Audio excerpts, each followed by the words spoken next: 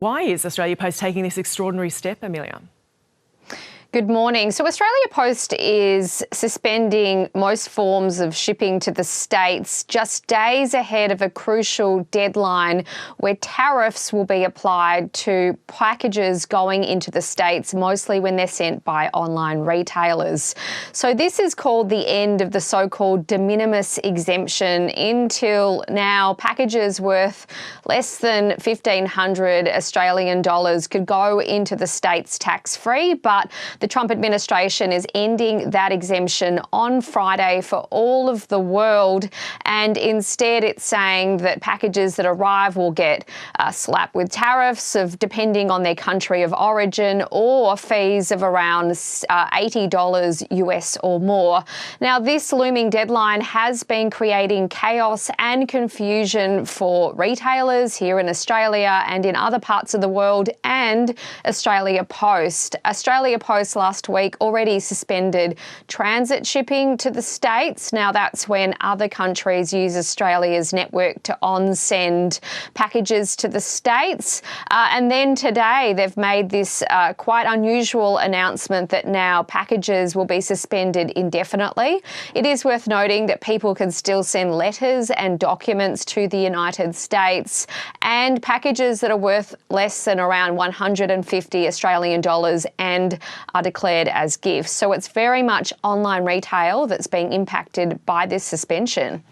Yeah, and you've been covering this story for some months now. Tell us about that impact on retailers.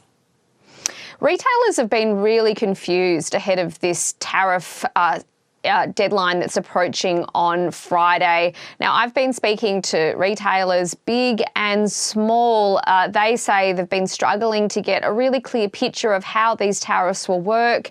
Many of these businesses are scared that they'll send packages to their customers in the United States, then they'll arrive there and their customers will be slapped with unexpected fees, and that's going to end business goodwill. I was just speaking this morning to a small business owner based out of a regional town here in Victoria. She makes quilts and patterns, and around 70% of what she sells goes to the United States, so it's a really big market for her.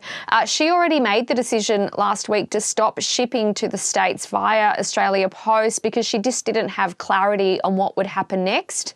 Here is her speaking to Instagram when she announced that decision.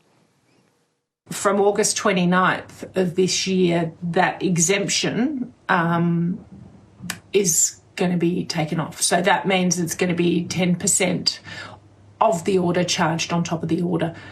How does this work at the other end? I don't know. I don't charge it. I don't collect it. All I can say is far out. It's going to kill my business because a lot of my business is to the US. Do we know when Australia Post will resume this sort of shipping?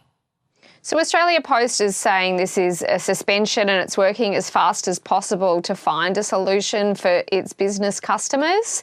Part of the issue here seems to be that there just aren't processes in play to collect or distribute or deal with these tariffs that now are being applied. In fact, one analogy potentially would be the reverse issue of when GST was starting to be applied in Australia. So when packages were coming to Australia, they had to figure out how to apply the GST. This is almost the same in reverse. It involves a lot of different complicated processes. So Australia Post says that it's working with a third-party platform that it hopes will be able to remedy this issue.